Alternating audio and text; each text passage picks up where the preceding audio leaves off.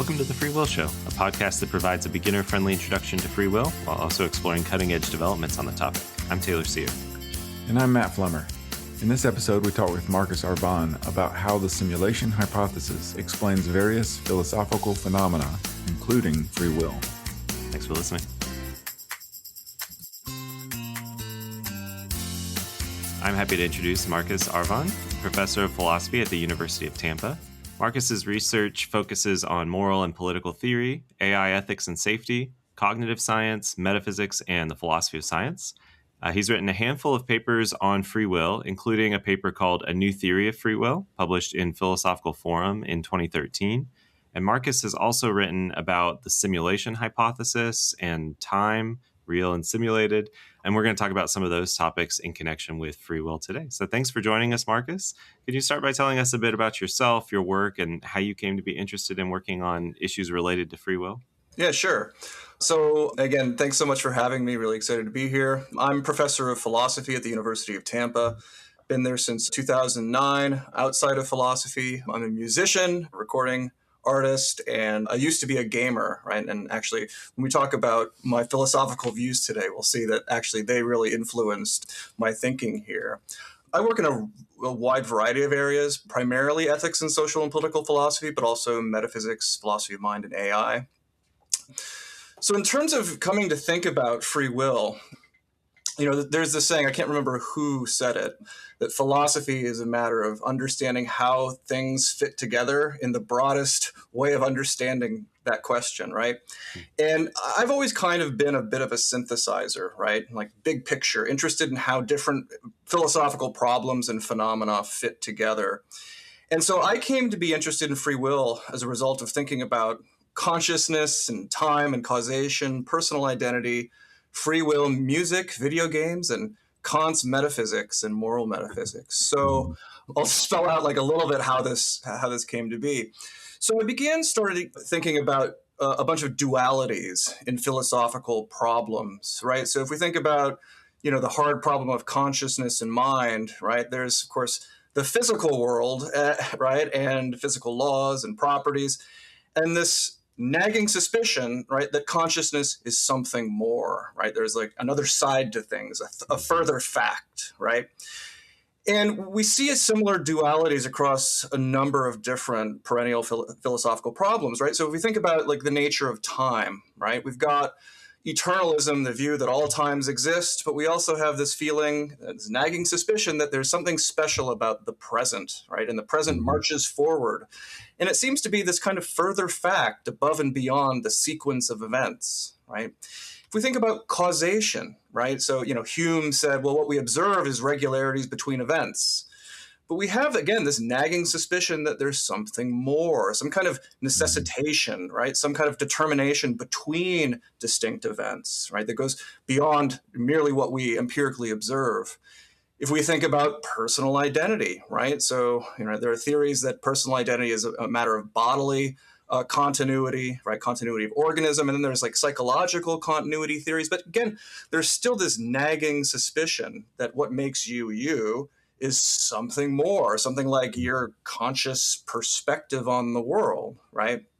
And if we look at the problem of free will, right, there's been this long-standing, arguably even stagnant debate between compatibilists and incompatibilists and these libertarians who say, there's something more to free will than can be explained in terms of, right, brain states or physical laws. And so we see these kind of dualities across a wide variety of philosophical problems. And, as a moral philosopher and somebody who's, studied Kant for a long time, of course, Kant, his entire philosophical picture, right, contains at its core a duality between what he calls phenomena, or how the world presents itself to us, and noumena, right, which are things in themselves, right? And so my feeling, thinking about free will and all these problems is that distinction between how things appear to us and how things are in themselves, right, is really important in some way.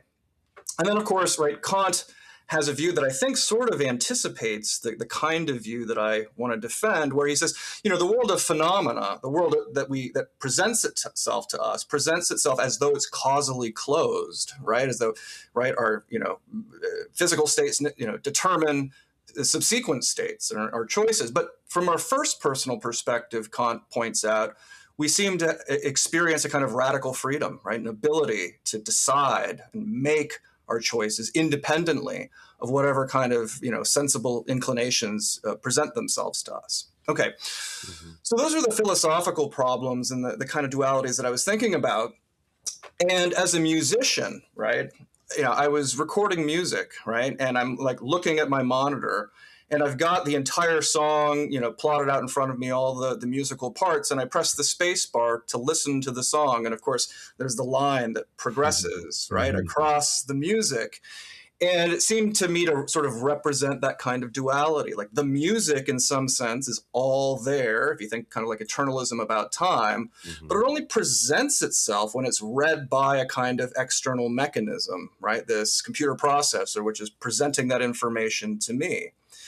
And then I started thinking about, because I was a video game player at the time, right, about how video games work, right? So, at the time, right, video games were basically on compact discs or CDRs, right? And all of the information that comprised the world of a game is encoded digitally onto that disc, but it doesn't, so to speak, come alive as an environment until it's read by an external source, right? The computer processor.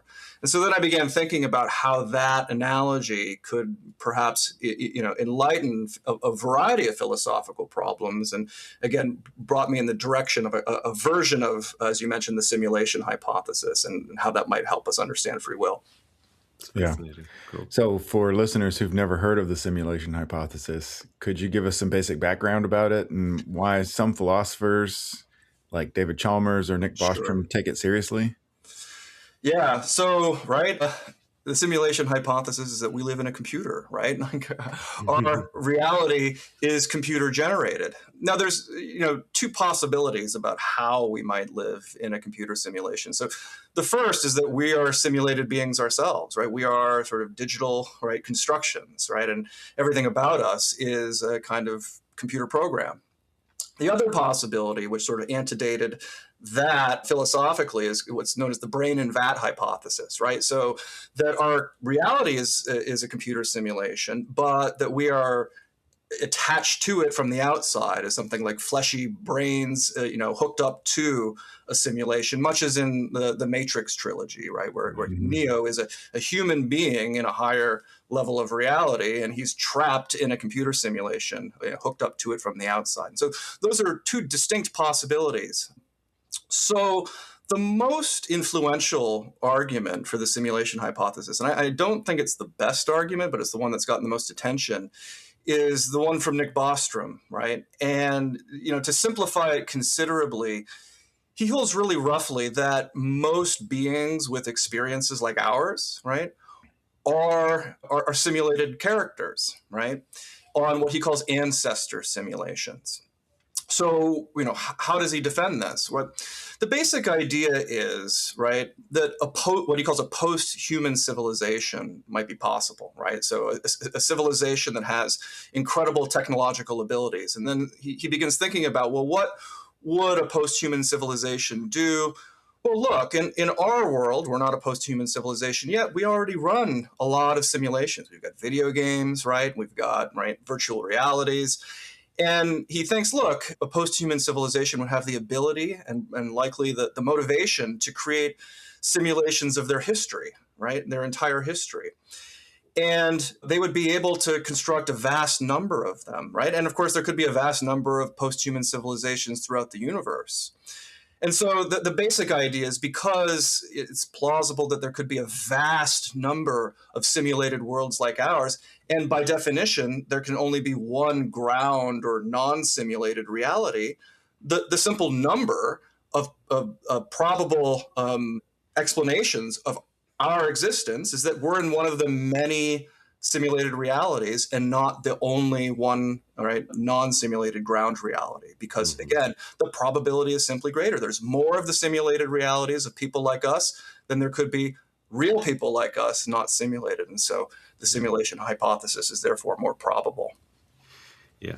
That's interesting. So you've introduced a new version of the simulation hypothesis that you call the peer-to-peer simulation hypothesis. And you argue that this hypothesis is implied by some other hypotheses in physics and in philosophy, and also that it can explain some otherwise baffling phenomena, including one about free will. So we'll link to your papers in the show notes for listeners who would like to see the diagrams, which were helpful as I was looking through the papers. But can you tell us what exactly the peer-to-peer simulation hypothesis is? Sure. So, people who have played video games, right? We all have had the experience where what's called you have a problem with the server and the game ends, right? So most video games have what is called a dedicated server, right? So here you are in your living room playing your game, right? You're playing a video game. Someone else on the other side of the world is also playing the game against you. But what happens in a dedicated server game is that every player on the network, right, is accessing a central computer. And that central computer represents where everything in the game is, right? Your player, every other player, every object, every bullet or whatever, weapon. And so there is, in a dedicated server simulation, right, determinate, right, place and velocity for everything in the simulation, right? So there's an objective reality that all the players in the simulation are playing within.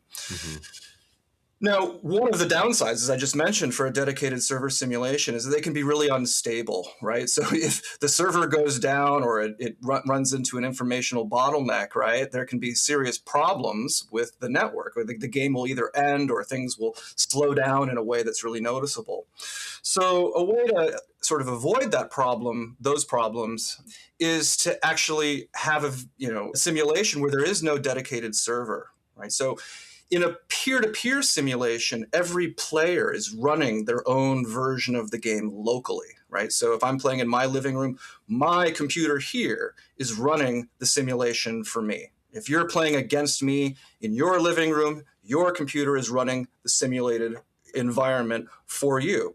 So what is the simulated reality? Well, because there's no dedicated server, it's simply, I have mine, you have yours, every other player has theirs, and they're talking to each other in real time, communicating where they're representing objects in the environment to make sure that they're representing them in the same place or in close enough of a same place in the environment for the game to be able to be convincing for the players that are playing it, right?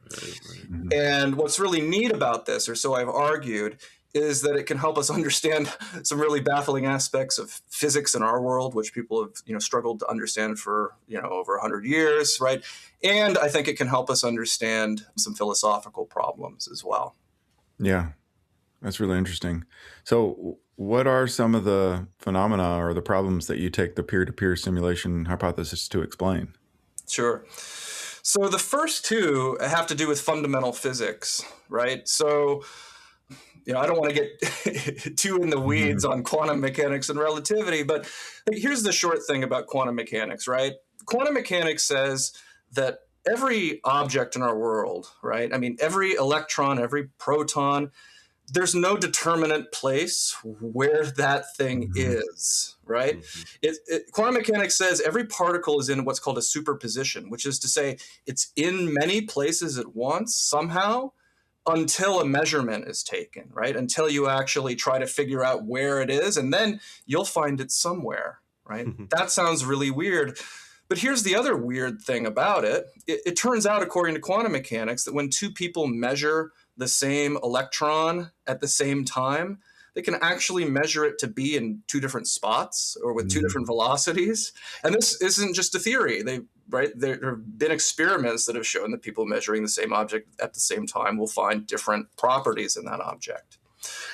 And somehow, the thought is particles in many places at once, when you measure them, they collapse down to a point, which is called the wave function collapse. And quantum mechanics gives us equations to explain how all of these probabilities work, but nobody's quite been able to explain why quantum mechanics is the way that it is. Why is our world so weird like this, right?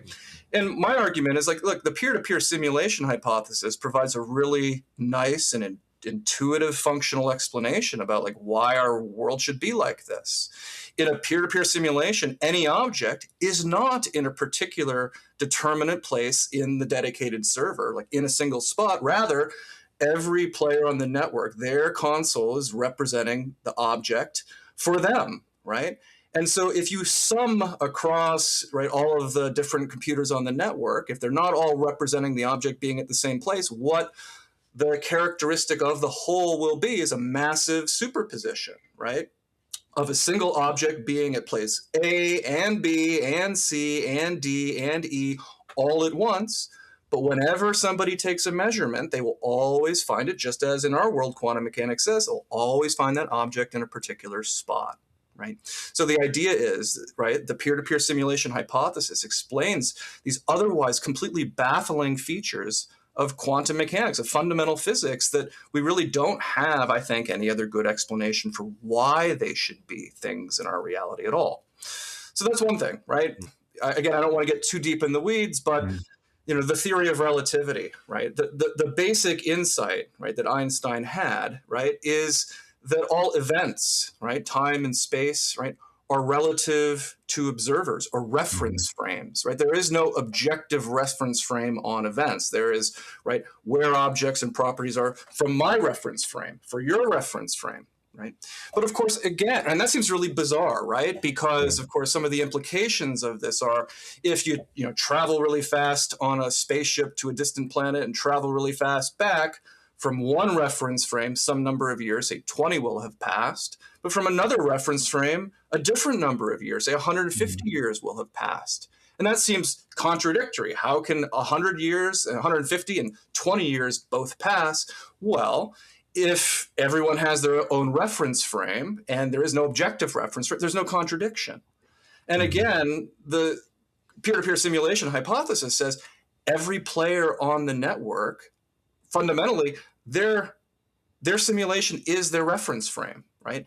And it only communicates with other simulations that have their own unique reference frame. So in a peer-to-peer simulation, just as in relativity, there is no objective reference frame. There's simply the reference frame of every player on the network. And so again, we've got a kind of explanation for this baffling feature of fundamental physics that we don't otherwise have, I think, a good explanation for. So that's like the physical side of things, right? But if we begin to think then about the kind of dualities, right, that I sort of mentioned earlier, right? The thought is, and I don't know if this is, unique to the peer-to-peer simulation hypothesis, but in conjunction with it, I think is really powerful. It's like, look, we've got then a kind of explanation of the mind-body problem, right? Because people in a simulation would have this hankering suspicion that there's something more to their subjective perspective, right, to their minds, than can be explained by the world that they measure around them, right? And of course, if you're in a simulation, you would be right? Because the environment that you're perceiving around you is the software of the game, right? But there's something fundamentally different about your perspective in the game. Namely, it's comprised in a simulation by whatever is reading that software from the outside, whether it's a brain in a vat like Neo in a higher level reality, or whether it's some other kind of simulated console like I'm playing in my living room right now, right, or a real console. So I want to say it helps explain the mind-body problem about why, in fact, there is something more to our minds, right, than can be explained by the physical world. Because in a simulation, the reality is that there's hardware behind us, right, and that comprises our perspective. Same thing with the problem of personal identity, right? People in a simulation would think, look, right, I understand I have my body in this world, I have my psychological characteristics in this world, but there seems to be something special that, like, if I stepped in a teleporter, even if my body changed and even if my psychology changed, it could be me, right? But somehow there's something more to me than I can perceive in the world around me. And again, if we're in a simulation, we'd be right in thinking that. Again, our personal identity would be something in a higher reference frame, namely what is giving rise to the simulation for us. Same issue with the problem of time, right? So people in a simulation would think that the moving present is in some way special, right, that outstrips their explanation of, right, the order of events in the world. And again, they'd be right. because time's passing is comprised by the hardware and software that is generating their perspective in the game or in the simulated world. So I want to say, look, it helps us understand, fundamental physics in various ways, helps us understand a bunch of philosophical problems, but then can finally really help us, think about a new way of understanding the problem of free will and potentially solving it. Although we'll talk about concerns about the view in a few minutes, I take it. But look, let's think about, video games. What started me thinking about this is, I'm going to date myself a little bit here, right? My favorite game as a kid was Miss Pac-Man, right? This this game that you sat on playing with the joystick. Now, look, everything in Miss Pac-Man's world, right? All of the walls, right? All of the dots, all of the ghosts that are chasing her around are kind of a deterministic algorithm, right? There's no freedom in the system. But of course, there's one place that there's freedom in the system. It's namely me controlling Miss Pac-Man from the outside, right? So from her perspective, if she were observing the world around her, she would think, well, everything's determined in my world, but she'd have a sneaking suspicion that there's something special about her, that her ability to make choices outstrips the laws of her reality. And again, she would be right? Because it's me controlling her from the outside in a way that is not determined by her reality, right? And so I term this general view libertarian compatibilism, right? Because there's a sense in which Miss Pac-Man has libertarian free will from the standpoint of her world, right? There's inputs that are not determined by the laws of her reality, right? That are comprising her choices, right? Mm-hmm. That's compatible otherwise with all of the determination of every other single event in her world, right? And so we can, again, in a unique kind of way, by making reference to reference frames, hold that what appears deterministic in one reference frame, the reference frame of her world, is not deterministic if we think about it from a higher reference frame, because we can see that there's a place in her world where we're creating inputs that are not determined in her reference frame. That's the basic idea. Yeah. That's cool. Are you using the computer simulation in a metaphorical way, or is it like a literal computer simulation? Okay, so good. This is where I don't take a stance in the New Theory of Free Will paper. And I intentionally did it that way, and I'm sticking to it, right? Because what I want to say is, well, either it's likely we live in a peer-to-peer simulation because it's a really good explanation for things we don't, and unified, right, explanation for things that we don't otherwise have, I think, a good explanation for.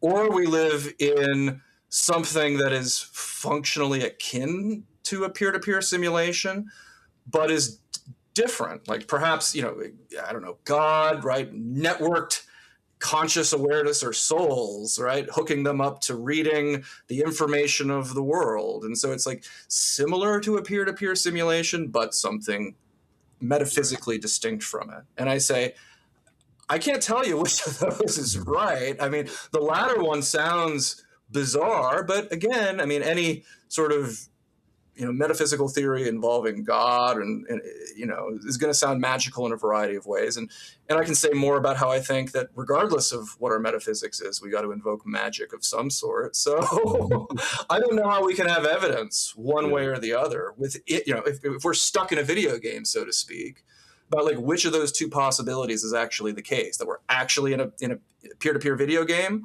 or something like it, right? But that is metaphysically distinct from it in really interesting ways. And just throw up my hands and say, hey, maybe we can never know this, right? Yeah, that's interesting.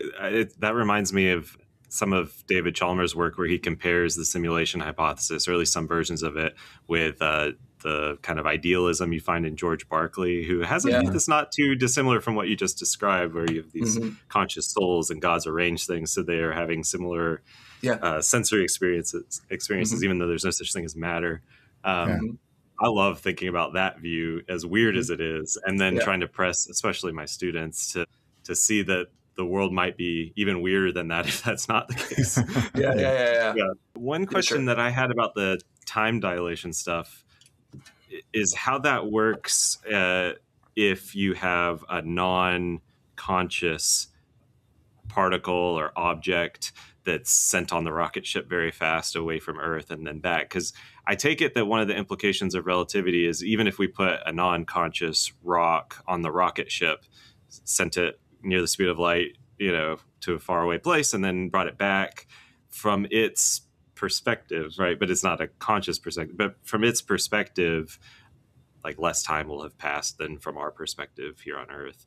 Is that compatible with your view? Because the way you described it was more about the conscious perspective. Yeah, that's a great question. I think it is, right? Because if you think that the relativity of time, right, is a necessary implication of peer-to-peer networking, and it has to be, right? Because every simulation is, right, got its own reality, and it takes time for one reference frame to communicate with another, right? Which is another interesting aspect that it might help explain why our universe has a speed limit, right? Like, why is the speed of light the speed limit? And it's like, well, one explanation is because in a peer-to-peer network, it does take time for nodes on the network to communicate with one another, and so there has to be a kind of informational speed limit in any kind of peer-to-peer networked reality.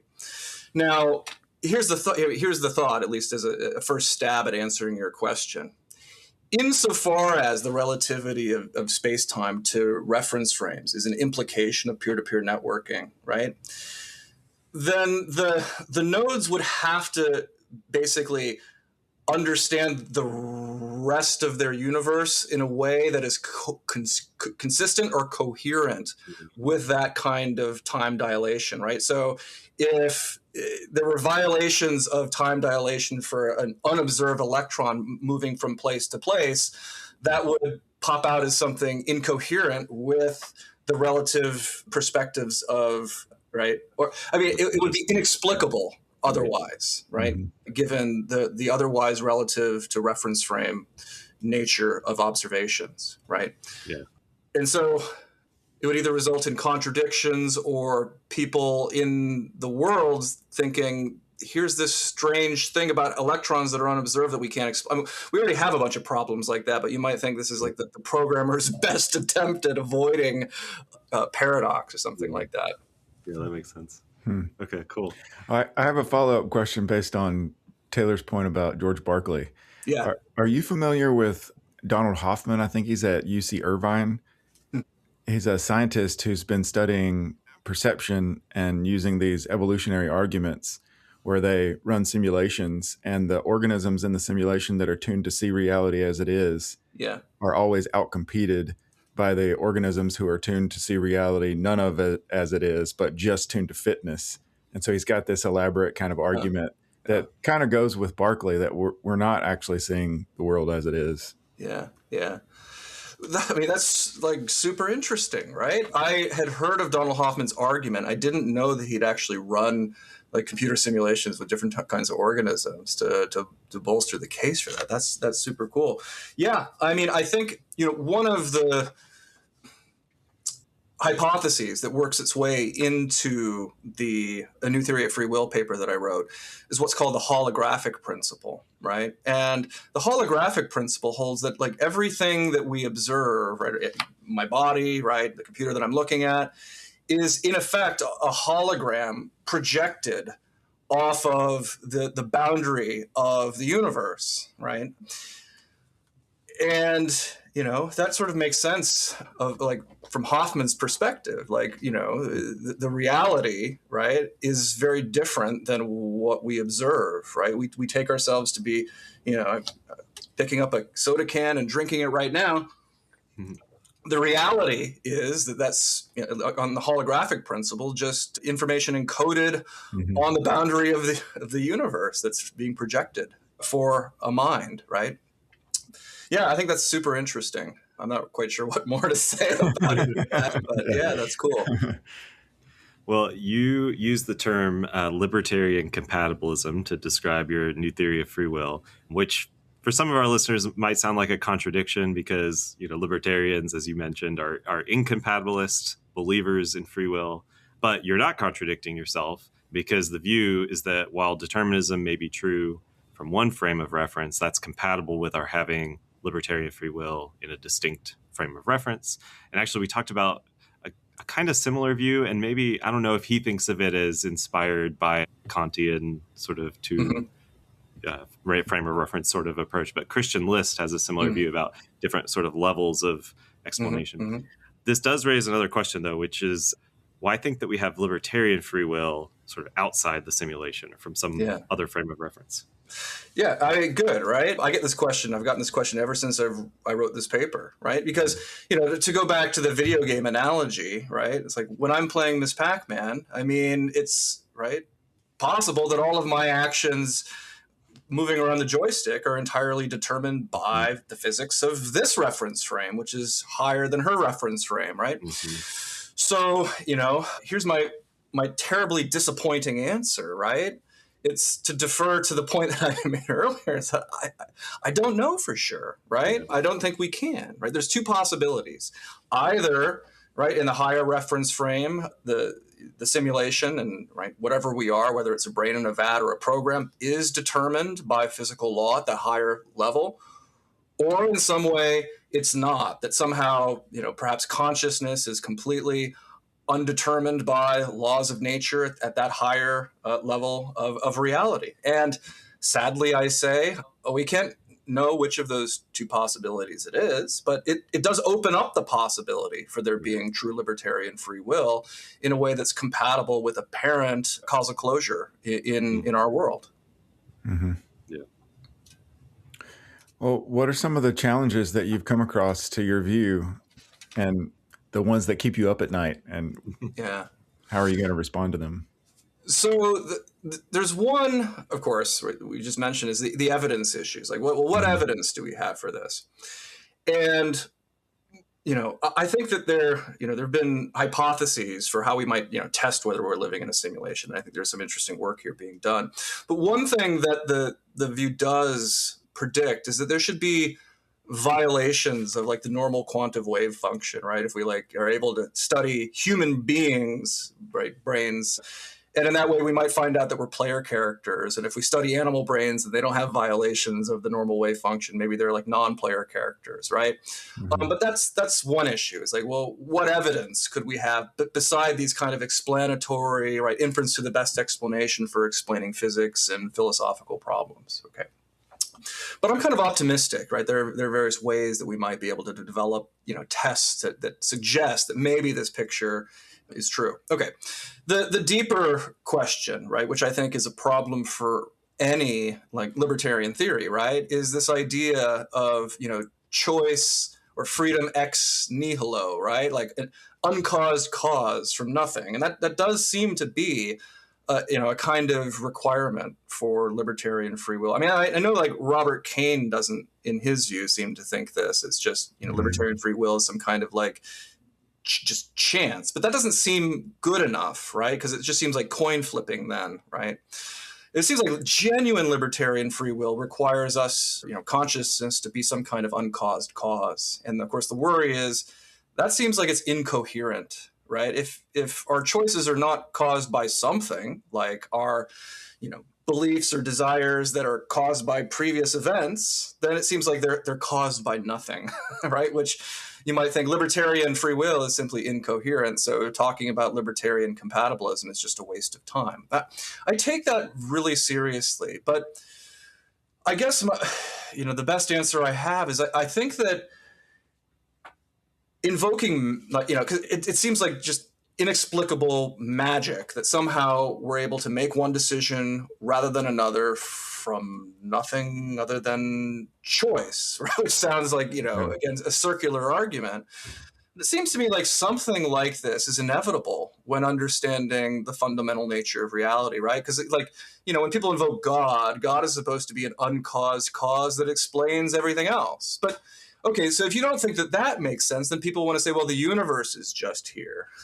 Okay, that looks like it's an uncaused cause, and you've invoked magic. Like, and why does everything in the universe act in a regular manner? Like, why does gravity always work and things always fall? And the answer is, well, it just does from nothing. That's just the way it is. And so, regardless of what you think the explanation for reality is, you have to invoke some seemingly incoherent magic somewhere. And so I'm not terribly worse off in positing libertarian compatibilism as a possibility than like any other metaphysics of the world is. Yeah. And again, philosophically, that's kind of disappointing. But, like one of the things you learn early on as a philosopher that like, you answer what you can and have humility enough to not think you have answers when you don't. Right. And, yeah. I've thought a lot about this appeal to weirdness. I don't know what else to call it. Like, if this view was true, it'd be so weird and it'd be so extraordinary or whatever, like the magic objection to things like libertarian free will. And the more I learn about science, the more crazy and weird stuff that we find out is true because of science. So why would we expect it not to be true in metaphysics? Yeah, totally. I mean, all of the stuff, about like quantum mechanics and relativity is weird, but just like more basically, reality working is weird, right? Yeah. The fact that like gravity always works the way that it does. There's this really, I think it's the best argument, I think, for something like God is this recent paper, the psychophysical harmony argument about like why there is a kind of harmony between experience and the world. Donald Hoffman obviously challenges that, but there's the general argument going back to like Leibniz and others is like the harmony of the universe is this baffling magical issue about how the universe works at all, how there are regularities as opposed to like, random irregularities. So I think that's exactly right? You got to accept weirdness regardless of your stance on things. So to say that this particular vision of reality is weird isn't to say very much. Yeah. Well, speaking of weirdness, before we wrap up, I wanted to ask about time travel because as regular listeners have probably guessed, it's one of my favorite topics in philosophy, and you've written a little bit about it in connection with the simulation hypothesis. So what implications does the peer-to-peer simulation hypothesis have for how we think about time travel? Yeah. So there's this famous scene in Back to the Future, right? Marty McFly goes back in time, right? And he like his mom has the hots for him, right? And it's like falling in love with Marty instead of his dad. Right. And it's like, if she keeps falling in love with him, he's like not going to be born, right? And of course he's like playing Johnny Be Good on his guitar and at the school dance. And he's got his picture of him and his sister on the guitar, right? And the picture is like slowly fading, right? Because she's like falling in love with him. And it like he actually starts to like fade from existence and and he's sort of like fading back in. And it's like you might think like that doesn't make any sense, right? Like metaphysically, it's like he can't change the past because like the past already happened, right? And so he couldn't like erase the picture of him because he was born. Okay, so you might think as fun of a story as it is, Back to the Future is like metaphysically incoherent. And, the peer-to-peer simulation hypothesis is, well, no. I mean, if we're living in a video game, it's perfectly coherent for like one player, right, running their part of the simulation to like time travel back to quote unquote earlier events in the simulation, right? Mm-hmm. And of course, the player, right, or the hardware is all right here in the present in our frame of reference. The player in the game can travel to earlier events in the timeline of the game.